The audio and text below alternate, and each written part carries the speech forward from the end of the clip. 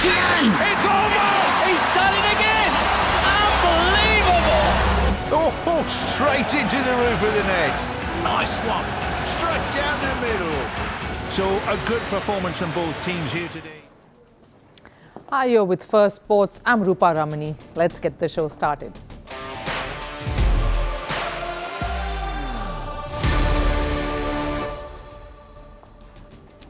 On the show today, England's T20 World Cup campaign gets off on a rocky note. Different format, yet no respite. But why? And as a young captain struggling to come to terms with the responsibility of leading a national side. Inter Miami delay a friendly in Puerto Rico because of Lionel Messi.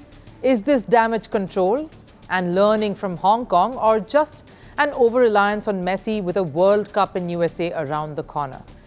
The Winter Olympics continues to be in the news, this time for a Norwegian medalist who decided to make the post-podium interview a time to make a personal confession that stormed the internet. But first, the headlines on Sports 360. Starting with cricket and the T20 World Cup, Sri Lanka crushed Oman by 105 runs to go on top of Group B in the standings. Kusal Mendes' 61 and Pawan Ratnaike's 60 powered Sri Lanka to 225. Chasing 226, Oman were restricted to 120. Matish Tikshana and Dushmanta Chamira picked up 2 wickets each. On to football, Manchester City reduced their gap with table toppers Arsenal to 3 points. The Blues beat Fulham 3-0. Erling Haaland added another goal to his tally. City haven't lost their last 6 matches. In updates from the Winter Games, Ukrainian skeleton racer Vladislav Heraskovich has been disqualified for using his war tribute helmet. Heraskovich was barred from using pictures of dead athletes on his gear by the IOC, saying it was a violation of Rule 50. The racer still decided to use it on the match day. Heraskovich is set to appeal the decision. Over in the NBA, Steph Curry-less Golden State Warriors lost to San Antonio Spurs 113 to 126 points. De'Aaron scored 27 points to make it 6 consecutive wins in a row for the Spurs, who are now second on the Western Conference points table. And summing it up with the Asian Shooting Championships, India's Aishwarya Pratap Singh Tomar clinched gold with a record in a close finish at the 50-meter rifle position. Tomar scored 10.7 points in his final shot to take his total to a record 362 points. India enjoyed a podium sweep with Neeraj Kumar bagging second and Akhil Sheeran taking the third.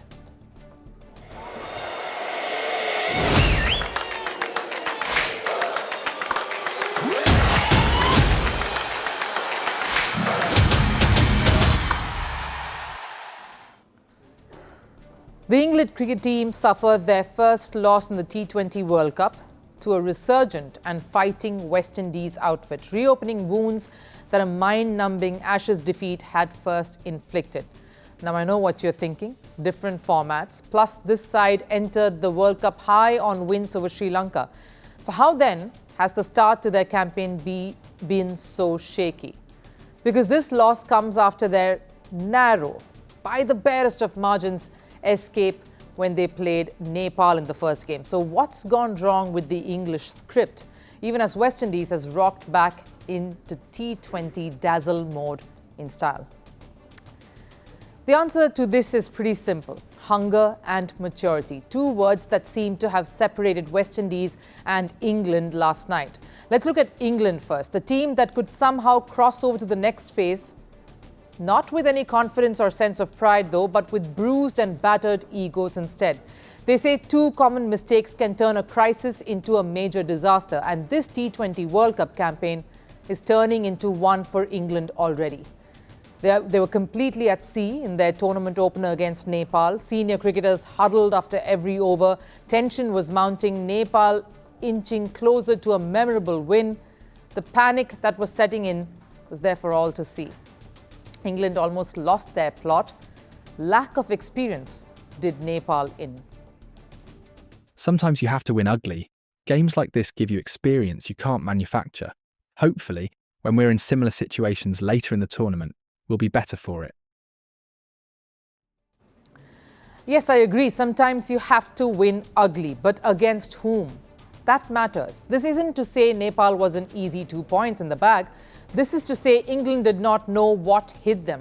And that deer caught in the headlights before Sam Curran bailed them out is what differentiates champion sides from ones that are only stumbling about from one game to the next.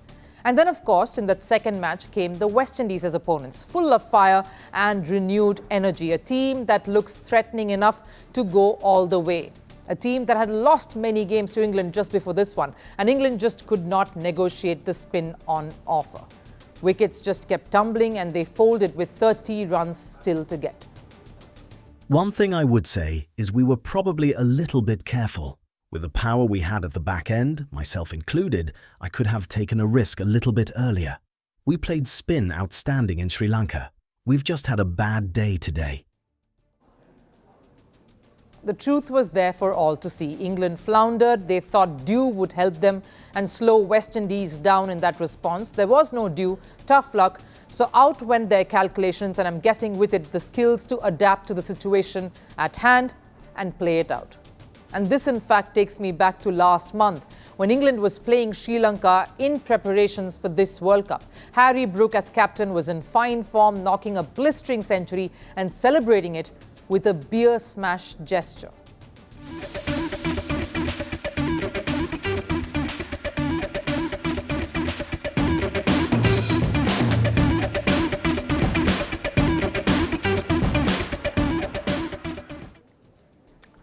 Now, you could say it was a nod to Stone Cold Steve Austin. Why not? A WWE legend. But I say that was a 26-year-old referencing that drunken night episode where he got into trouble last year for staying out during a series against New Zealand, and that too with his teammates in tow. A take that celebration that only highlights his lack of maturity rather than project his superlative batting efforts. And that's where the problem lies. It happened right through Ashes as well, with the management and senior cricketers continuing to back their players without any sense of accountability or making them feel responsible for their own actions. Seems like something that comes from the top down, and that is what seems to be continuing in the shorter formats too. Which brings me back to the point I made at the start of this story. The format changes doesn't make any difference at all when the core thinking, the principle setting comes from the very same place. They say that trying to cover the truth is more damaging than the truth itself, and that's the loop this England side seems to be stuck in. A young, brilliant talent not understanding the responsibility that comes as captain, and a management not wanting to make him accountable for his flaws either. This is Bazball-esque attitude all over again. You hit, it's great. You miss, no worries, move on. I'm not saying they need to wallow in the depths of despair. Move on by all means. But the only way you can go forward really is when there is some sense of acceptance. Acceptance and a sense of acknowledgement of what has truly gone wrong and to correct it, course correct it and alter it. Words in a press conference are great, to put the right note, to punctuate the right points after a defeat like this. But where is the admission in the dressing room? The place where it all matters the most. That seems to have exited the building. Even a stiff challenge from the neighbour comes up next. There will be no love lost when England takes on Scotland on Valentine's Day, and this could prove to be the real test for England to stay afloat, not in the World Cup alone, but in their overall cricketing journey. Two legends of football, Cristiano Ronaldo and Lionel Messi, are living very different realities in the twilight of their careers. Now, while Ronaldo had to force Saudi Arabia to recognize his value through a standoff, Messi continues to remain the center of gravity in American football. Inter Miami have delayed their friendly in Puerto Rico by 2 weeks, and the reason is simple: Lionel Messi picked up an injury. And the club wants to make sure that the fans get the full experience of watching this game, which means the legend is present. That single decision tells you everything about Messi's status in the United States. It also shows something else. Inter Miami and Messi are clearly trying to avoid the mistakes of the past. America is still on its journey to truly embracing football. The US is still not a traditional football-loving nation in the way Europe is or South America is. But there is one aspect of football that America has completely welcomed and with open arms. It's the worship of a superstar. Earlier this week, the Super Bowl gave us a glimpse of that phenomenon. The halftime show by Bad Bunny sparked massive conversations, and one of the biggest talking points, a Latin American star and his love for Messi.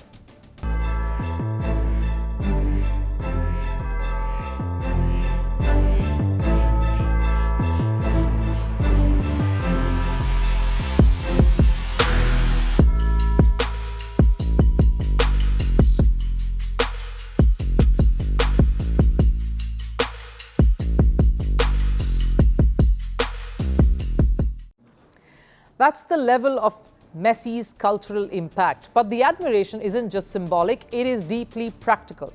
It affects the calendars, ticket sales, club decisions, and even government schedules. Because Inter Miami have now postponed their friendly against Independent Del Valle in Puerto Rico because Messi suffered a muscle strain in the last pre-season match.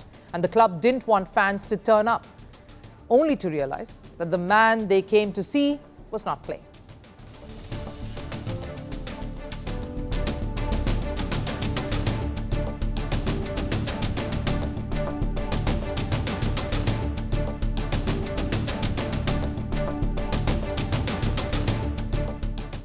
That statement makes one thing very clear. This isn't just a football match, it's a Messi event. Because ever since Messi arrived in the United States, the league, the club, and the sport itself have exploded in popularity. He turned Inter Miami into one of the most valuable clubs in North America.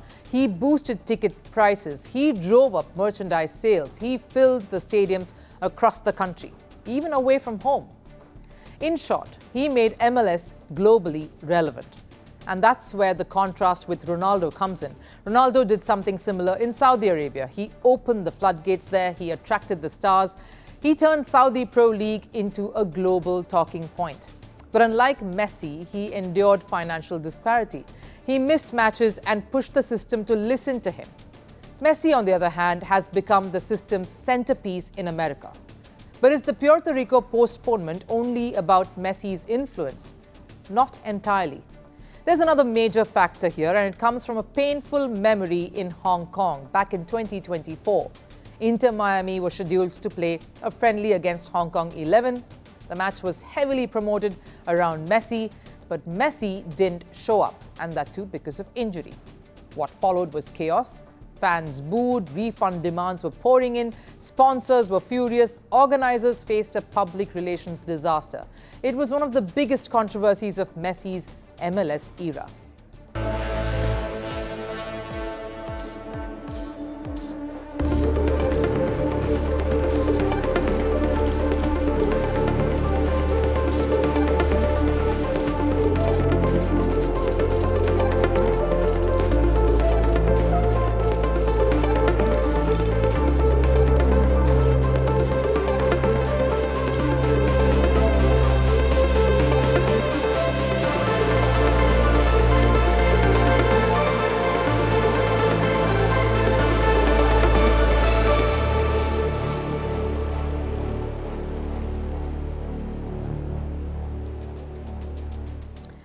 Clearly, Inter Miami don't want a repeat of that scenario, which is why Messi himself addressed the situation here, preempting any disgruntlement.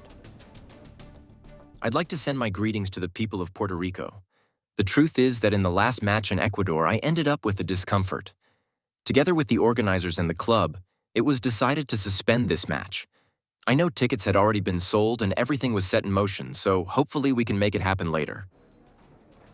That message is more than just an apology, it's a signal that the club, the organizers, and the league are now learning from their mistakes. Because this isn't just about one friendly, it's about the image of American football. The 2026 FIFA World Cup is coming to the United States, and like it or not, Messi remains one of the key centerpieces of that tournament. He may not play for the US, but he's the biggest football name currently playing on American soil. So the last thing the country wants is another global headline about angry fans and broken expectations linked to football in America. Especially when pop culture icons like Bad Bunny are already amplifying the Messi craze across the United States and Latin America. So why take the risk? Even so, one thing is clear. Ronaldo and Messi are telling two very different stories. One is fighting to remind a league of his worth. The other is being protected like the league's most valuable asset. One had to push the system to listen to him. The other has the system adjusting itself around him. And the delayed match in Puerto Rico proves one simple truth. In American football today, it isn't just about the game. It's about the man who fills the stadiums, sells those shirts, and keeps the spotlight firmly on the MLS. Because as the United States prepares for the 2026 World Cup, there is one face they simply cannot afford to lose, and that's Lionel Messi. The Winter Olympics are meant to be about medals, records, and national pride, but sometimes the biggest headlines come from what happens after the finish line. A Norwegian won a bronze medal in the men's 20-kilometer biathlon event, a proud moment, a historic moment in fact, his first individual Olympic medal. But within minutes, the focus shifted to a personal confession that stunned everyone, because instead of celebrating his medal, Sturla Holm Lægard chose live television to admit that he had cheated on his girlfriend. What followed was a storm of reactions across social media. Some, of course, laughed at the awkward timing of it all. Others were furious at him making a public declaration at this platform. And now the girlfriend at the center of the controversy has spoken. So how did an Olympic medal ceremony turn into one of the most talked about soap opera moments in recent sporting times? Take a look. Sturla Holm Lægard is one of the most successful biathletes of his generation, a World Cup winner, a regular on podiums, and a key part of Norway's dominant biathlon setup. Even at the 2026 Winter Olympics in Italy, Lægard delivered when it mattered most. He finished third in the individual 20-kilometer race, securing the bronze medal and with it, his first individual Olympic podium.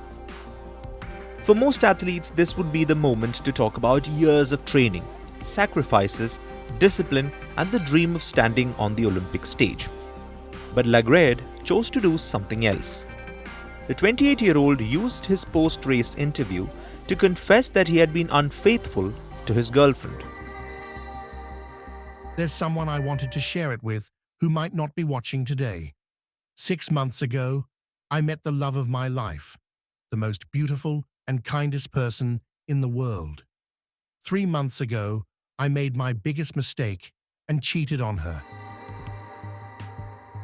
It turned into a deeply personal apology, broadcast live to millions around the world. The reaction was immediate and explosive. Social media platforms were flooded with comments. Some users found the moment bizarre, even humorous, calling it one of the most awkward medal interviews in Olympic history. But not everyone was amused. Many fans were critical, saying the confession was inappropriate for an Olympic broadcast. Others questioned whether such a personal matter should have been turned into a public show, especially on the biggest stage in global sport.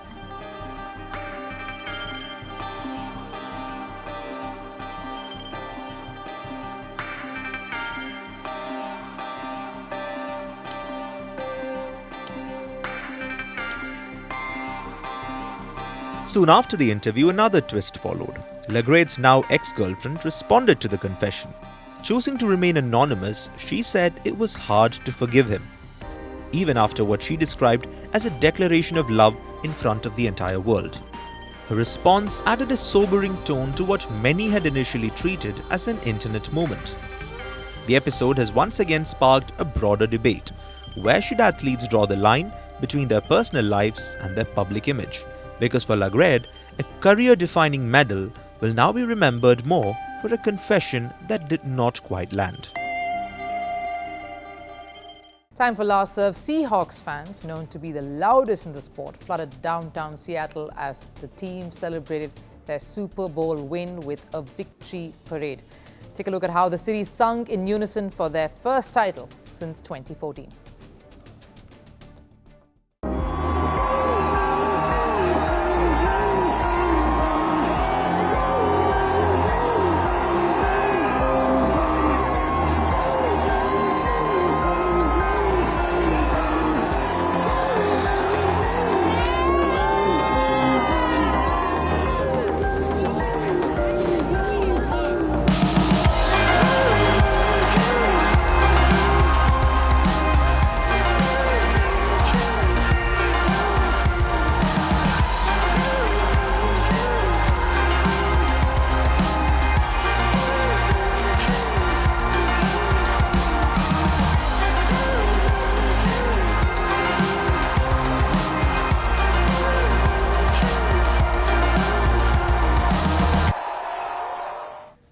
That wraps it up here on Firstpost. I'll see you again tomorrow. Till then, take care. Bye-bye.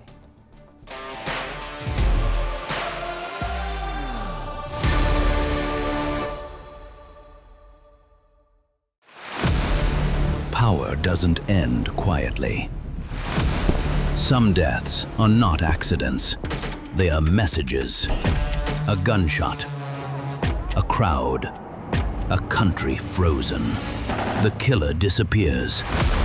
The questions don't. This is not just about who died. It's about what followed. Governments fell. Armies moved. History rewrote itself. 5 leaders, 5 moments, one pattern, the assassination.